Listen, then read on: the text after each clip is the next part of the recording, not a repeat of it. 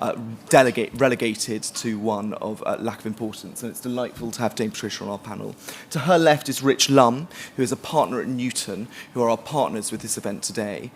To my right is Baroness Finn, who's the former Deputy Chief of Staff to the Prime Minister, and before that has worked in various guises, both at Francis Maud Associates, advising governments around the world, and before that as a special advisor in the Cabinet, and in the Cabinet Office. And to her right is Tony Diver, who is the Whitehall Correspondent at the Daily Telegraph.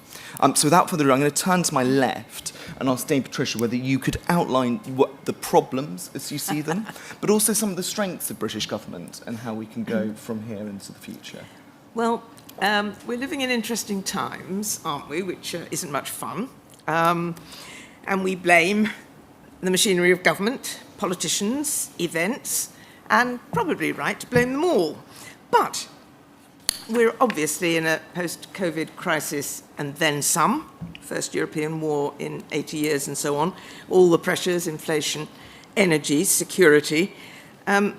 So I'm actually going to go one step up from the analysis you're asking me for, because we are in something of a crisis, and say, in this machinery of government space, so what do we do? I mean, clearly, there are long-term reforms that we've recommended in our report. We've jolly well got to get government working this day.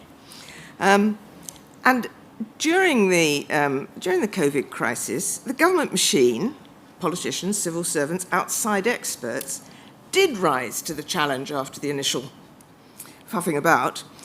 And we do have to do that now, permanently, and for the long time. And the keys to this, of course, as they always have been, are leadership, responsibility, and valuing talent. Bureaucracies inevitably stifle leadership, so start with that in every department. Ministers taking on new portfolios often have little training, and they need strength in depth about them. Officials, too, need to embrace outside expertise, as they did during COVID, because it strengthens their ability to lead. Then responsibility, I think, means leaders free to build the teams they need, and to do that at all levels through the civil service, and judged, as is the current mantra, on outcomes, not process and output. So cut corporate functions first in the civil service, and embed slimmed-down support in the frontline teams and measure the outcomes. And then value talent, recruiting the best, rewarding people properly, which is difficult, I'll come on to that, and providing decent workplaces. We are now providing workplaces in government that would disgrace a 1950s typing pool, and it's not efficient where there is nowhere to talk and think. Get rid of weasel words that dance around decisions, labels that could mean anything, levelling up, agile working, EDI. Ask instead, have we refreshed pandemic planning?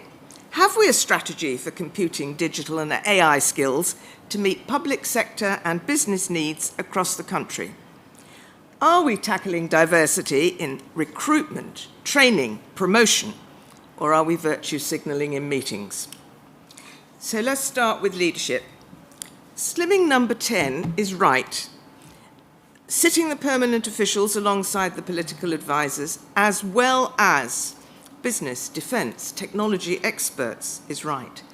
But do retain the ability to call in and test departmental delivery. At the beginning of the Blair government, that was one of the things that he did well. Strengthen ministers to lead their departments with the right team of civil service, political talent and independent experts. A small cabinet, if that's what they want, which we found with our review, seems to work in Australia with similar democratic and civil service values. And empower officials below the top to create and lead their teams and appoint inside and outside experience for specific problems. When Policy Exchange took evidence on reform, civil servants, including at perm sec level, described cost, waste and delay because HR and the Treasury prevented them cutting staff and then appointing, rewarding and promoting the talent they needed. There was one marvellous example of a department of 1,000 civil servants where the PermSec knew that it needed 300 talented ones and was not allowed to do anything about it because of the cost. And responsibility for leadership is clear. Being a CEO and chair in public service has taught me that leadership means appointing and then paying the checks of the people who work for you, yourself as it were. Lose that into the levels of the organisation and staff will look to whoever it is who does sign their checks. So cut costs and numbers, starting with the central managerial bureaucracy, particularly HR. Taxpayers would cheer, and privately, so would officials. Hold a redundancy fund in the Cabinet Office because the Treasury delays change due to cost, and departments don't want to cover redundancy from their budgets. And finally, value, respect, people. And mean what we say about merit. Merit and diversity are not enemies. In most recruitment in the civil service now, education and qualifications are routinely banned from applications, those whom the gods wish to destroy. Talented applicants from different backgrounds may need, at the beginning, paid internships to extend their experience, later on training to compete, offer it, and use headhunters in key areas. It is not a false economy. Pay a bit more, here's the really difficult thing, to get the best. And I don't mean city numbers, but you do have to pay staff enough to feel they can afford a home and a family. And the young civil service servants I meet now are too often Corbynites out of complete rage that in their 30s they are sharing flats and cannot plan their lives. At Ofcom, commercial recruits would have cost 3 times what we could pay. But in key posts for, say, 20-30% more, funded by cutting layers, we could attract talent that attracted other talent, and it made the most extraordinary amount of difference. And then value that talent with civilised conditions and respect. We can do much better with much less. Brilliant. Thank you so much, Dame Patricia. There was so much there. I'm going to turn now to Rich and ask him, one of the things that Newton is very proficient at is the use of digital and data. And you've worked across both local government and also across many different areas of public services. How can we sort of align the kind of initiatives that we have in the centre and that policymakers want to devise with the realities on the front line? Thank you. So government reform is needed now more than ever. And I think if we look at the issues of today, if we look at the cost of living crisis, if we look at the energy crisis, I think it might be easy to conclude, as Dame Patricia says, that there is a sense of crisis emerging here. But for me, it's not just about that. It's about how that is compounding systemic issues of government. And the fact that when we look at sort of the delivery of public service, we're not delivering the outcomes we need to for the people in receipt of that service, nor for the people delivering those services. And we look at things like the NHS wait lists, which are 80% higher than they were in 2019, or we look at the queues in Crown Courts, we've got 60,000 people waiting there. It's clear that without reform, without change, these issues are going to prevail. And in looking at these issues, I think they help define what reform needs to be about. So firstly, reform has to be about change. I think a previous session at a Conservative conference last year, someone on this panel said it can't just be about the bright ideas, and I agree with that. This has to be about change. I think secondly, it has to be about having real impact. It has to be having real impact for people in receipt of public service. And lastly, because it's about real people, it needs to happen now. This is a sort of issue of the moment, not for future generations. So Newton have been very privileged over the last 10 years to support in exactly these sorts of issues.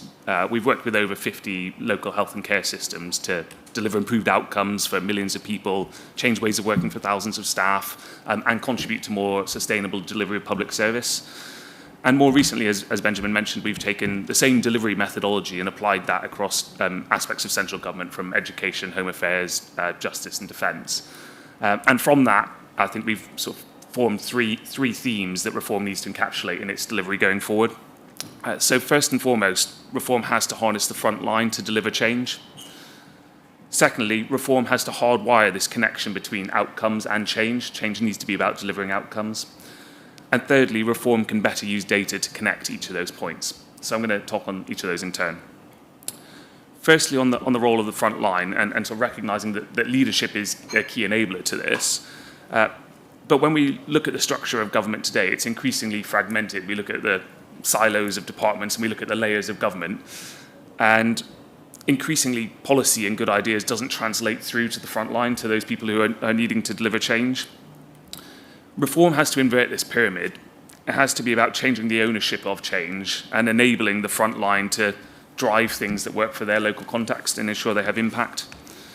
We're doing some good work on this at the moment in Department for Education, who are running a programme called Delivering Better Value in Send. And this is about empowering 55 local authorities to build a consistent but localised bottom-up evidence base to drive change and reform that will be impactful for them. On the second point about having impact, now maybe it goes without saying, but reform and change has to be about improving outcomes for people in receipt of and people delivering public service. But because of that complex machinery of government, because of the points that Dame Patricia touched on, too often that gets lost. So when we talk about reform, when we talk about change, that often becomes implementing new structures or implementing new tools or changing our governance rather than changing the outcomes for people at the front line. And I think the best case in point for this is we only have to look at sort of the NHS and health and care over the last 10 years, and we lose count of the acronyms that have been used to describe the structural form that the service should adopt. And actually, we don't see a huge impact in the measures for patients and staff working in that system. And lastly, then, on data. So if we're clear on the outcome we want to achieve, and if we're enabling the front line to do that, having timely, accurate data is what connects those two things and lets us have impact at pace. Now, Policy Exchange has done lots of work on this and commented on this in the past, but from our view, it's this combination of legacy systems coupled with risk aversion and complex and increasingly layers of governance that means too often timely, accurate data isn't in the hands of the people who need to do it to drive change. Now, as Dame Patricia said, work through COVID showed this didn't need to be the case. We supported the build of the National Shielding Service, which very quickly enabled multiple government departments, local and central government, healthcare and the private sector to share data to support vulnerable people during the early stages of the pandemic. And in my view, reform has to bottle and industrialise this to enable us to be more responsive to reform and change going forward. So just by way of closing, if reform can focus on the outcomes, if it can empower the front line, if it can use data, it can also transform outcomes for people in receipt of, people delivering public service, and access increased productivity across the public service. Thank you. Brilliant. Thank you so much, Rich. I'm going to turn now to Baroness Finn. And Baroness, you probably have more experience dealing in the centre of government than anyone else, both as a non-executive director at the Cabinet Office, in Number 10, and also in the Cabinet Office before then as a special advisor. Dame Patricia touched on it, Rich touched on it. How can we get the centre to interact well with the other parts of government? And how can we break down those departmental silos? And what can we do to reform the civil service and government more generally? Well, thank you. I mean, the first thing I would like to do is to pay tribute from my time in Number 10, especially when you work with some outstanding civil servants. And it's absolutely some of the best people I've ever worked with. And it is absolutely possible for the civil service to pull together and to deliver, as they did during the pandemic. You know, HURC managed the most amazing scheme within weeks. I mean, not even weeks, days almost. And you know, so it's absolutely possible when everyone is pulling together to do this. So why doesn't it happen? Why are we still? I mean, I feel as though I've been doing this for 12 years now. But to go back, and Patricia and Richard have touched on all the points that I'm going to make, so I'll just when Peter Hennessy wrote his great magnus opus of the civil service, Whitehall, there was a chapter called The Missed Opportunity. And this was a failure after World War II for the civil service as an institution to use the openness to incomers in academia, in business, which had been the key to the success in both world wars. And to use this openness, you could have changed the character and the culture of the civil service. The idea was debated at the time, it was ruthlessly killed off. And what the Whitehall Civil Service has remained a bit of a closed order, where experience, I mean, you bring in people from the outside and their skills might be valued, but their experience isn't valued and listened to.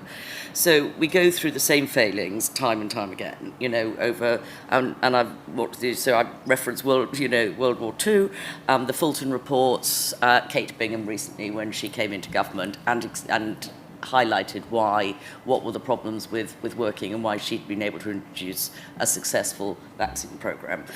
And I've tried to sort of bring them down to five, which is basically churn in the civil service. People are not kept in place for long enough. Their careers are not managed properly.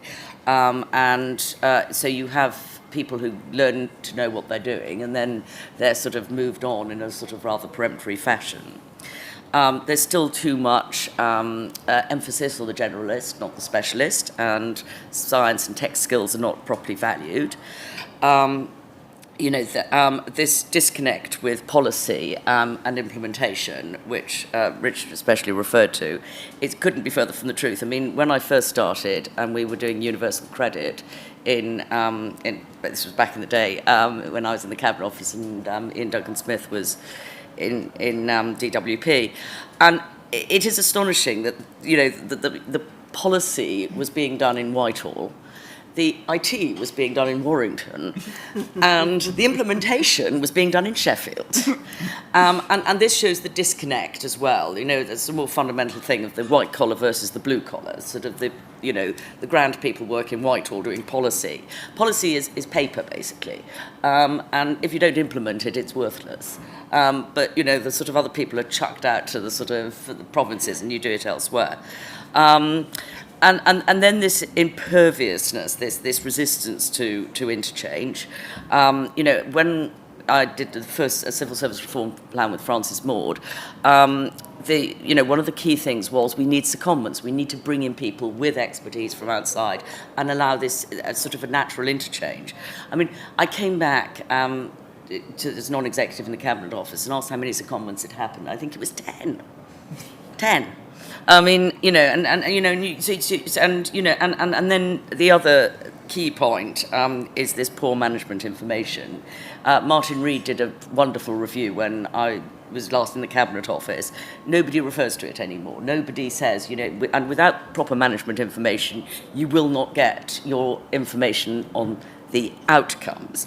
So why are we still discussing the same failings time and time and time again?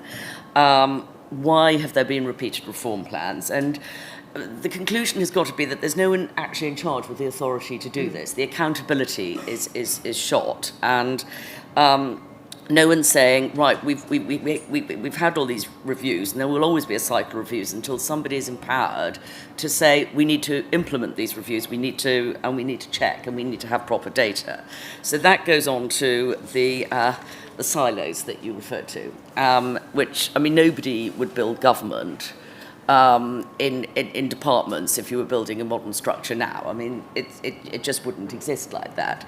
You need the cross data analysis. Obviously, somebody in DWP needs to know when someone comes out of the education system, and the local council will probably be involved as well. Why are they in 3 different departments? So we try to address this with the idea of these functional models. So these would be the cross working across Whitehall. And they have, they've been adopted, but the idea was that there was meant to be a very core set of expertise at the centre that would have the mandate to insist that other departments were forced to sort of follow the same data standards, the same digital standards, and stop saying, oh, you know what, that's lovely, but we do it better in the Home Office, we do it better in DWP. Oh no, we couldn't possibly use that computer system. You actually have to be able to say at the centre, no, you know what, we know what we're doing, you need to be good enough. So the idea was, and the Government Digital Service, when we set it up in 2010, was a classic example of this. It was a new body. Everyone, it was It was led by Mike Bracken, who was, guru of his day, and was allowed to recruit people who knew what they were doing. We freed him up from the sort of ridiculous Whitehall controls over recruitment that Patricia refers to, and what it didn't have, and it's been watered down ever since, it didn't have the mandate to go across government and say we need control over the data. So now what they've done is they've got a CDDO, a digital officer, that's separate from the head of the government digital service. These people need to be empowered properly. They need to be PermSec status and at the same level as those they're talking of permanent secretaries in departments, so that they have the power and the authority to say, no, this is how it needs to be done. In number 10, there was a fantastic data science team, which did get the data, which was used during COVID. And it does show that it can happen, but that was literally, dragging the data out of the departments was hard enough in the first place. And it's just, that was a small microcosm, and it needs to happen just consistently. Companies wouldn't allow it to happen, to go without knowing what data they were using. So those the diversity in recruitment. I like. There's a great cottage industry in Whitehall, because when it becomes difficult, they talk about diversity, and actually you do need. It stops this relentless focus on skills, and the two are not actually, funnily enough, divorced, but it's a cognitive diversity that's important as well, and a different way of thinking, and that you can feel that your decision makers are too remote from the reality of most people's lives, and that's what we should be focusing on. And obviously the reward is a massive issue, to empower people and reward them, and we have to get away from this nonsense of, if you manage the status quo, you don't get into trouble. The PAC doesn't give you a hard ride. The top officials are scared to death of going in front of the PAC. Well, if you mess up, then there are no that you carry on getting promoted. If you try something and you're brave and you're innovative and it goes wrong, well, there's a massive risk, and we need to look at that risk and reward too. Thank you. Brilliant. Thank you so much, Dame Patricia. And one of the reasons this panel is so important is that you can't deliver anything in government unless you have a machinery of government that's fit to do it. So with that in mind, I'm going to turn to Tony, who has his finger on the pulse of what the Truss government wants to achieve, and wonder maybe if you could sort of give us some sort of thinking around how they might be reforming Whitehall to fit that desire and purpose. Yes, absolutely. Unlike other people on this panel, as the Whitehall correspondent, I don't have any direct experience of working in government. In fact, my experience of the civil service is largely trying to get them to tell me what they're up to, with mixed success. But I have been following quite closely what Liz Truss has said about what she wants to do with government and with the civil service during the campaign, and what she's done since she got into number 10. So I thought I'd just look at two things that she's promised she wants to do, and how those things might go. And one thing that's been a bit absent from her thinking on government and on the civil service. So the first of those is this talk about Treasury Orthodoxy, which we heard, I think, at every single leadership hustings that Liz Truss attended. She talked about it in newspaper op-eds. It really sort of is a central part of her thinking about the way the government works. But it was never properly articulated what exactly Treasury Orthodoxy means. It was presented as a slightly sort of nebulous thinking that Treasury civil servants have, and the argument was even made that thinking had spread to the OBR and to the Bank of England and former Treasury officials who are now working in other places. But we get the sense clearly that there is something going on in the Treasury that Liz Truss doesn't like. I suspect that a lot of that is actually about the power that the department has versus other departments, which has obviously been an issue for previous prime ministers and something we see talked about each time a new person comes into number 10 and attempts to reform government. So the feeling is perhaps that there are certain things the Treasury is doing with funding formulas or with blocking departmental initiatives that number 10 would like to see stopped, which I think is all very laudable. I think there is a slight disconnect there between what she would like to do, clearly there with the Treasury, and what she's announced in terms of her fiscal policy, because there is a bit of a problem, and it's the same problem that Gordon Brown had, and it's the same problem that Margaret Thatcher had, which is that if you would like to create a treasury which is going to sit at the centre of government and attempt to cut costs across government, which is clearly what the initiative is about now. Everyone will have heard the Chancellor's speech yesterday in which he explicitly said that. Well, how do you create a treasury which is not overly powerful if one of the central theses of your administration is that the treasury is going to go to departments and try and cut their budgets and stop them from doing things? So there is a very difficult problem there for Liz Truss, is that actually she will have to rely on the Treasury Orthodoxy. The Treasury is fundamentally very good at stopping people from spending money, which is exactly what she wants it to do. So there is a bit of a difficulty there, and I think if she is able to articulate what exactly she means by Treasury thinking, Treasury Orthodoxy, and she's able to reform that while at the same time using those same people to achieve the outcomes that she wants in departments, then she'll have some success. But of course we have to remember she hasn't got very long to do that, and it sounds like a rather difficult job. So that's the first one. And the second one that has been talked about quite a lot is the staffing of the civil service. And during the leadership campaign, Liz Truss talked about 91,000 job cuts in the civil service, which caused complete horror among sources across the civil service who, are obviously immediately worried about losing their jobs. But she and Boris Johnson are clearly on the same page about the need to cut the overall headcount of the civil service, and that clearly looks good to her base. It's something that plays well with the newspapers. I think it was a Mail on Sunday splash, I think, that 91,000 job cuts. Jacob Rees-Mogg has been wheeled out as a kind of great civil service reformer. And the argument seems to be that, well, we've been through COVID, where we required all of these extra civil servants to achieve things that we'd never had to achieve before. Now we don't need them anymore. We no longer face problems as big as COVID, so let's just return to how we were back in the coalition.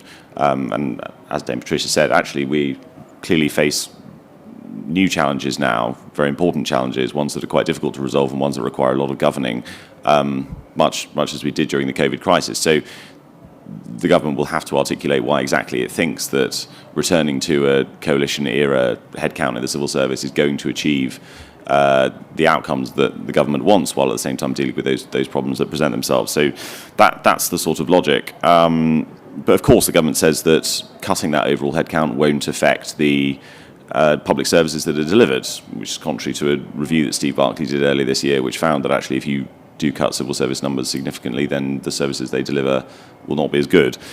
So I think if she's successful in that mission, if she is able to cut their overall headcount, I think what is coming down the line is likely to be, and this comes back to what Dame Patricia was saying about retention and about encouraging talent into the civil service. The problem is that the government has already paused the civil service pass stream. Public sector wages in the civil service are stagnating. And it feels as if the government has created a sort of political environment of hostility towards the civil service. I mean, the Prime Minister herself spent a substantial portion of her own leadership campaign having a go at the very people who will be running the government that she is now at the helm of. So there is a slight feeling of, well, why on earth, if you were a bright graduate or someone already working in a highly skilled sector who had the skills that would be able to bring about change in the civil service, would you want to jump ship and go into the government? Why on earth would you want to do that? Why not stay with potentially higher wages and without the feeling of resentment from the boss that you would get in the private sector? So I think there are recruitment and retention issues coming from that policy. But the question is, of course, whether or not politically spending less money on the overall headcount is something that she'll be rewarded for.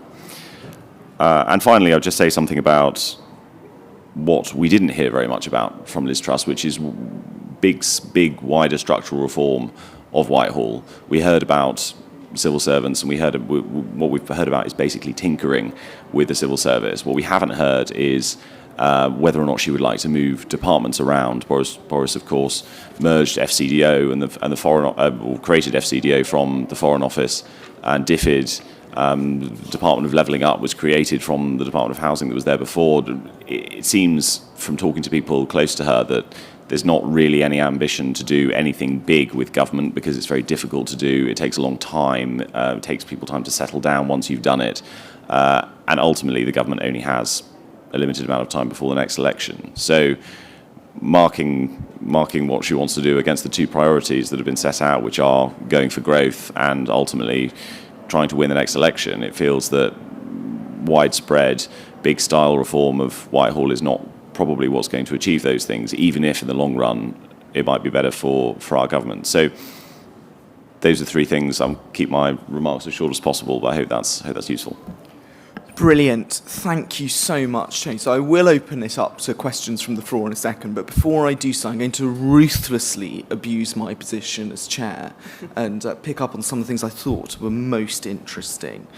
So one of the themes that I think came through all of our speeches, Dame Patricia, was this idea of getting really talented people through the system, both at Ofcom but also at Newnham College. I mean, you really had an experience of dealing with young graduates and people on it. Was scrapping the fast stream sensible in your view? Absolutely rubbish. And how can we get more people into the sort of the kind of calibre that we want? Well, we've had a moment where young people who are, thank the Lord, still romantic and want to serve, and the whole COVID experience was go into public service.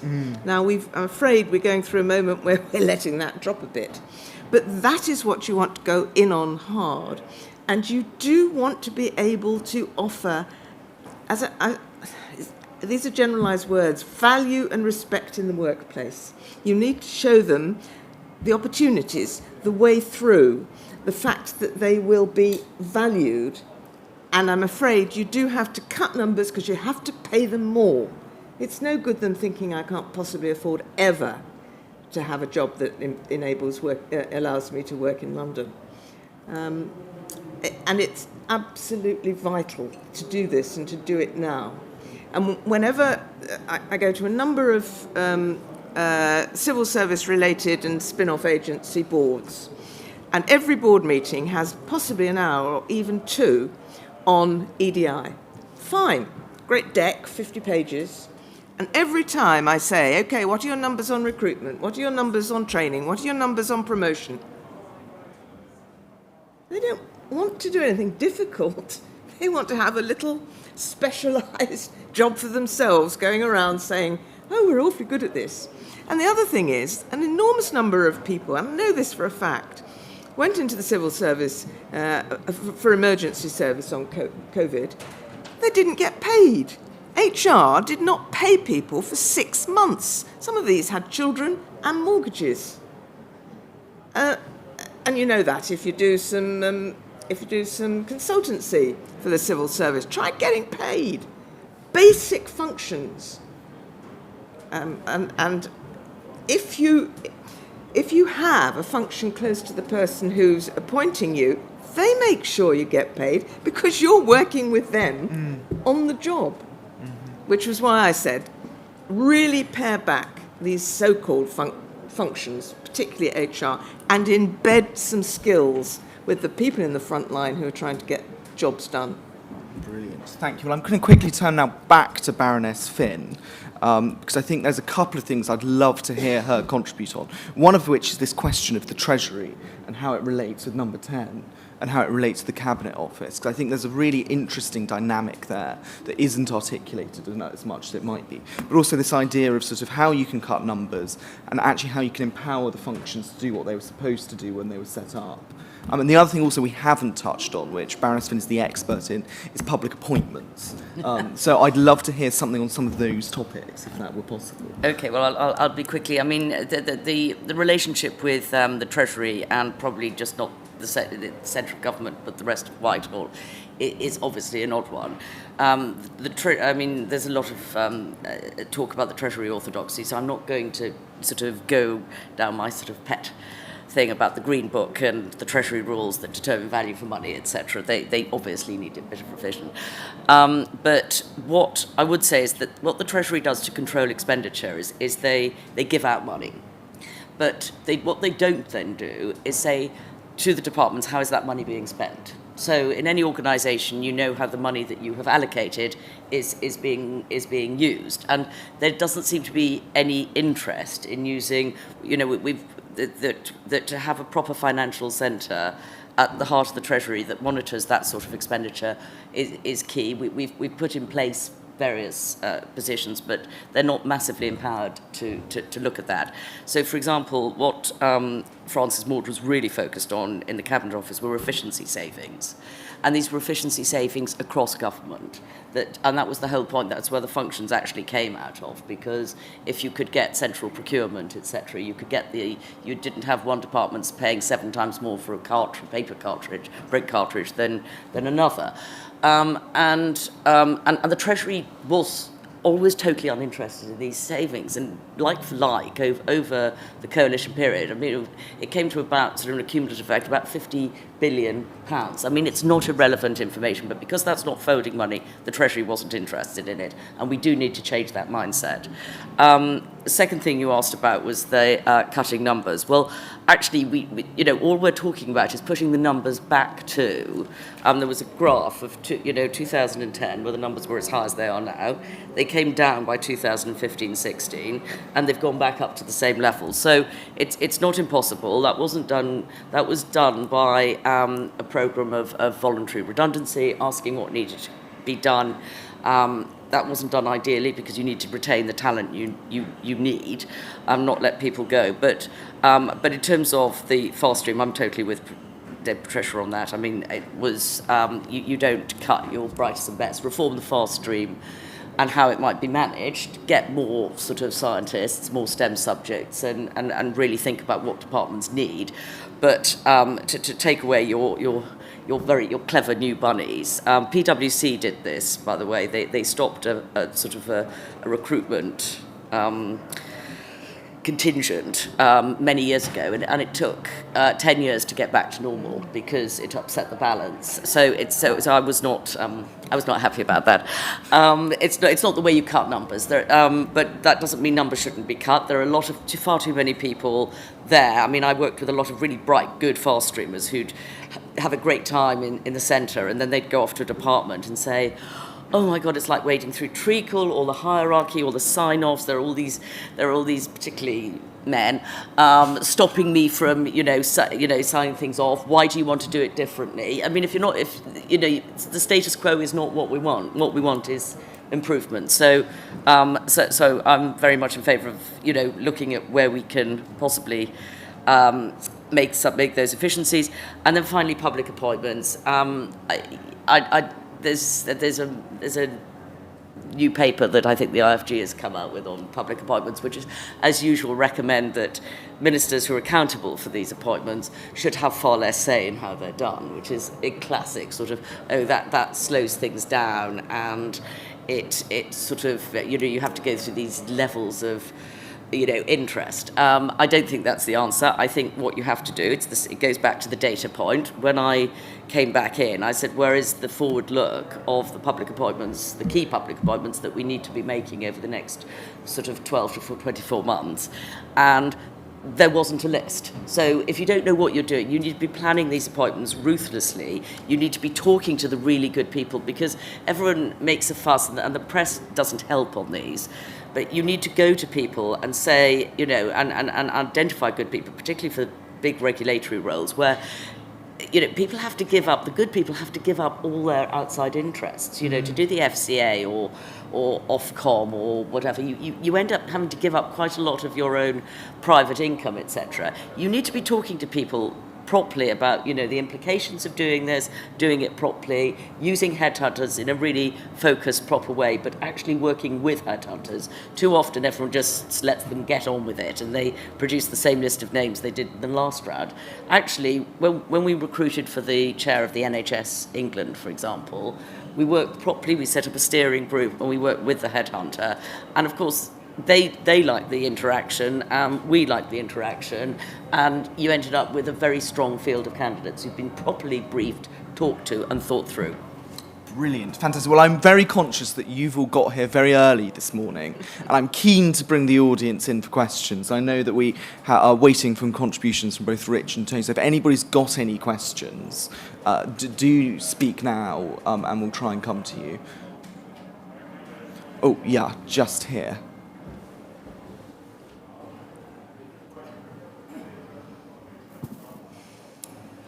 Hi, my name's Antonia Cox. I'm a former policy exchange author, and I was for a while NED of a non-departmental public body. The Cameron government was associated with a successful bonfire of the Quangos. Do you think that that's something that we need to return to? Brilliant, fantastic. I'm just going to quickly supplement that question as well, and turn this over to Tony quickly, which is that one of the other things that politicians are very keen to do at the moment is talk about deregulation, and to talk about sort of really burning through regulations. Do you think that they're going to have obstacles in doing that? Yes, in short, I think they will. I will just do the deregulation thing first. It seems that there are two main areas of deregulation that the government is looking at the moment, and some of them are based around the new investment zones idea, and some of them are not. And they broadly fall into the two categories of things that were EU directives that we still haven't yet overturned, and planning restrictions. Those are the two things that ministers want to talk about. Now, there has already been opposition to the idea of ditching some of those EU regulations, because some of them become totemic in some sectors, and the most obvious one there is the environmental regulations. We've seen the RSPB and the Wildlife Trusts have come out against what the government has suggested it might want to do with the Habitats Directive. And the problem is, of course, that these regulations have been built into what the government has been doing and how these sectors operate for some time. So naturally, of course, when they're removed, the people, the stakeholders that work around them are going to feel some sense of alarm. The big thing that people talk about around the Habitats Directive is the newts. And I had to call someone the other day and just say to them, look, please will you just explain to me why everyone keeps talking to me about newts? I really don't understand how this fits into the wider government picture. And it was explained to me that in France, newts are considered extremely important. Newts are considered to be something that we really ought to go out of our way to protect, and housing developments ought not to disrupt. Whereas in the UK, we don't care about newts. I'm told the official position on newts is we're not bothered. They're considered a pest. And the problem is that the Habitats Directive was drawn up with a massive influence of the French, who have made sure that the newts are sufficiently protected under that directive. And ministers are a bit concerned that planning developments are being stopped as a result of the French's love of the newts. And that's an area in which they feel there might be something that government can do about it. But of course, there are various other implications of scrapping that directive, and that leads to alarm in various different sectors. So yes, I think ministers are going to be fought every step of the way on a lot of these things, and inevitably some of them will be quietly scrapped, and no one will be that bothered. As for the bonfire of the Quangos, I don't have a strong view really on whether or not a lot of those should be scrapped. I mean, Jacob Rees-Mogg does point to lots of these public bodies which he says are irrelevant. Of course, that is their ambition, is to try and get rid of some more of them and try and slim government down more. It's probably for others who've got more experience in that sector to say whether or not that's a good idea. Fantastic. I'm going to quickly come to Dame Patricia and then back to you, Rich, if that's okay. Dame Patricia, you've actually headed up some arm's-length bodies over the years. What's the key to reforming them, and how can you get it right? Keep their functions focused. Remember that they're about competition, probably return on capital if you're a big sector regulator, but that your main people you're serving are citizens and consumers. And you can do a lot, think health, safety, being able to switch banks easily. Do not start to use regulators to deliver government policy. We had quite a lot of idea that you could use regulation, give them some statutory duties for growth and levelling up. Do not do this, because only politicians can be accountable for their policies. And the trouble is, regulation has become a profession. People get up in the morning to regulate. They like doing more. Do not do that. There's one very wise and brave policy coming out of the Office of AI at the moment, which is AI regulation policy. And basically it says, do nothing at the moment. It's cutting-edge technology. It's very important for growth across the country. Allow the sectoral regulators to learn, collaborate a bit and so on. But we will not start putting on new statutory impositions at the moment. And there's mayhem. The big companies, BT, oh no, we want regulatory certainty. Of course they do, because they've got big regulatory departments that keeps the competitors out. The regulators rub their hands and it is right and brave. So focus smaller. Remember what regulation is for, and if you can cut some, do. Brilliant, fantastic. And it's also worth saying that between 2010 and 2015, the government reduced the number of arms length bodies from 904 arms length bodies to 610 and reduced their cumulative spend by around 3 billion. From 2015 to 2020, we did another public bodies transformation programme. And part of that programme was supposed to involve the review of every single arms length body in government. And departments only managed to complete 101 of those over 300 arms length body reviews. So it's with that in mind that I'm going to turn to Rich, because basically we're now in a situation where there are some arms length bodies that haven't been reviewed since 2010, 2011, 2012. It's almost a decade on since central government's looked at them properly. When you're at Newton and you're told to come in and look at things from fresh, how should people approach that task? Yeah, thank you. And I think it's a great question. When we look at sort of any ALB or Quango or delivery body in government, the first point is, and touching on my introduction, it's easy to jump to a question of structure and governance. The reality is, if this work needs to be done, there will be an organisational boundary somewhere. It may just be moved. So the first question for me is, are we clear on what that organisation is there to deliver? Are we clear on the outcome that it wants? Can we then pin that to the data? Do we have the data to say, yes, they are achieving that, or actually maybe not? And then how do we bring the frontline understanding into that to say, well, what are they actually doing at the front line? What does the day-to-day job look like? And if you can pair that understanding together, are we clear on what they want to achieve? Does the data say they're doing it? Are they doing the right things at the front line to make it happen? We can then build out of that to say, okay, well, do we need to change the process? Do we need to change the systems? Do we need to change the leadership, the culture? And structure, yes, maybe is in there, but it's somewhere down the list. I think what we need to avoid is jumping straight to a question of structure, because we lose ourselves in the big and small P of politics and in sort of defining the shape and lines of organisations, rather than saying, actually, there probably are some relatively straightforward, simple things at the front line that can be changed to have that impact on those outcomes and use data to drive it. So the methodology would follow very much that bottom up. Are we clear on what they want to achieve? And then working from there. Absolutely. And sorry, Dame Patricia, go for it. You know what? Part of the sort of getting the numbers down has been to tip them out into agencies. And then the departments lack the expertise. So DCMS, for example, really doesn't know what mobile phones do. All the Spectrum guys left for Ofcom 20 years ago. And you get the situation where big business can go straight into the Treasury or straight into number 10. It's left to the regulator to kind of bring a bit of balancing expertise, because the department is saying, well, I'm not quite sure that I know the science behind it or the cost. And departments have got to get some of that expertise back if they're going to operate properly. Brilliant. I think we have time for another question, if that's possible. Yes, the lady at the back there. Name and organisation would be great. Thank you so much. I am Lilian Efobi. I'm from the Patchwork Foundation. Thank you so much. Great discourse on cutting down the cost of governance. Two questions.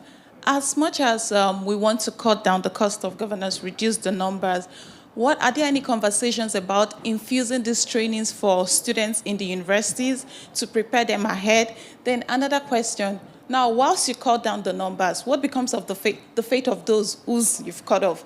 It's actually good. It reduces the cost of governance and makes other sector better. But what becomes their fate? Thank you. Brilliant, fantastic. And just because this is our last round, if there's anyone else with a question, do try and catch my eye. No, fantastic. Well, we've got one right at the back there. 1 second. Can I ask your name and organisation? We've got a name and organisation. And I now run something called the Trojan Women Project, which is with refugees. But what I really wanted to ask is, and I was not a Brexiteer, but I nearly was all the regulations from Brussels that we were told were strangling Britain. How many of those have been removed, and when are the rest going to go?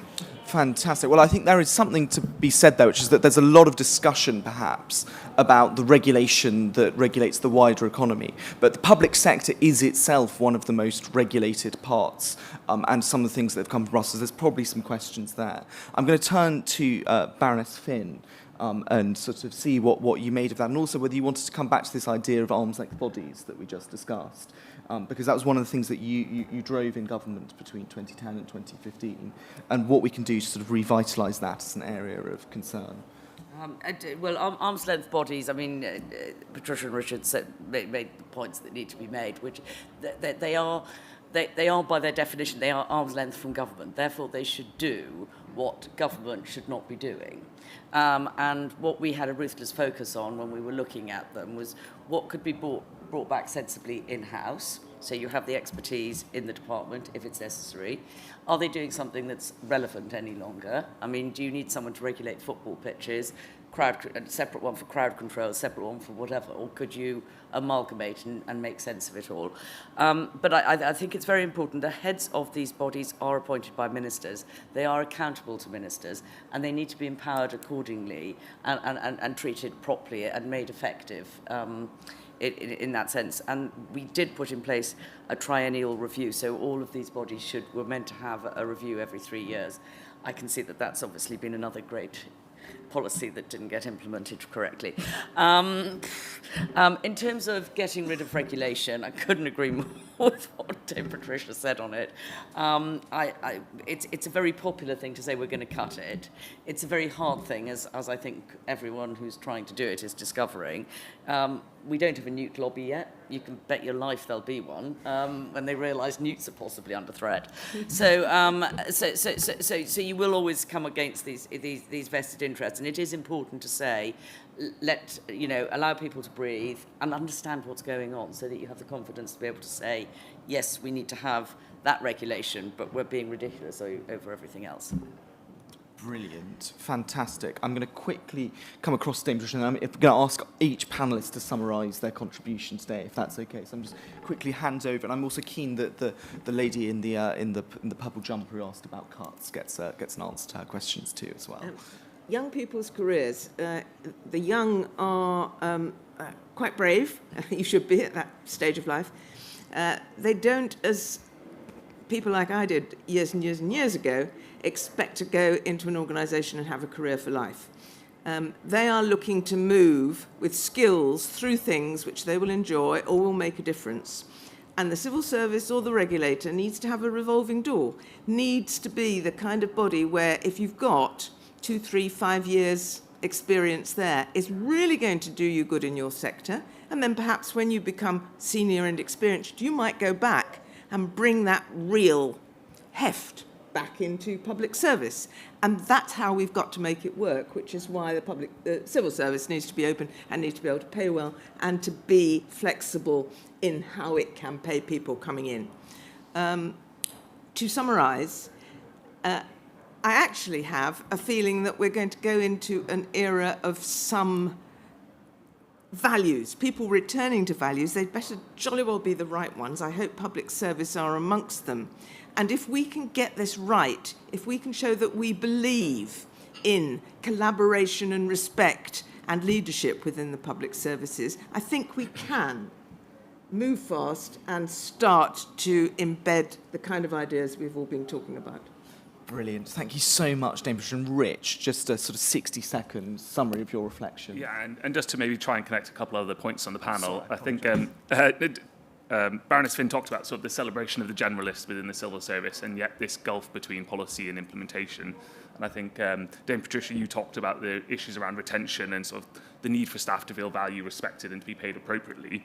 I think linking that to my point, there's something about how we value the digital and operational capabilities within the civil service, so that when we have challenges, when we have crises, delivery isn't the thing that follows policy. It isn't the thing that comes after we've written the papers that say what we're going to do. We have the delivery and digital skill sets up front in the definition of the response, and then we'll find a different way of working. Brilliant, brilliant. Thank you so much, Rich. I'm now going to turn to Tony and ask for your 60-second sort of summary of the event and the future for the Trust government and civil service reform. Yes. Well, I think what I would say is there was a time when talking about the civil service was largely restricted either to civil servants or to seasoned observers, like the excellent people at Policy Exchange. But I think it's now become a politicised issue. It's something the government is actively talking about, and it's actively talking negatively about. And I've learned a lot this morning from other panellists about the sort of technical and organisational challenges and reforms needed to make the civil service work. I think the interesting question looking forward is whether or not the government is able to do both those things at the same time. Brilliant, fantastic. And Baroness Finn, to finish up. After all those comments, I've not much to say. I mean, I think that the ruthless focus must always be on that the civil service and civil servants and ministers should always remember that you need to know your customer. Your job is to serve the public. Therefore, you are trying to get better outcomes because that's what people care about. That's what matters in their lives. So stop worrying about the process and make sure that you're worrying about your end user, which is why the digital agenda is a very key one, because that does actually focus you rather ruthlessly on the end user. And absolutely look after the staff, because if you don't look after the staff, you're not going to have the right people to deliver those outcomes. Fantastic. Thank you, Baroness Finn. So I'd like to quickly thank Newton for being our partners today. I'd like to thank all of you for coming at this early time in the morning. I'd like to thank all of our viewers at home. I think if I could leave you with one word, it's those words of the Fulton Committee. We've found no instance where reform has pressed ahead too quickly. And hopefully the sort of pace at which we've rattled through the many and various issues today, from newt regulation to the bonfire of arm's length bodies, hopefully that means that we've had a fun time this morning. So thank you very much and have a great rest of conference.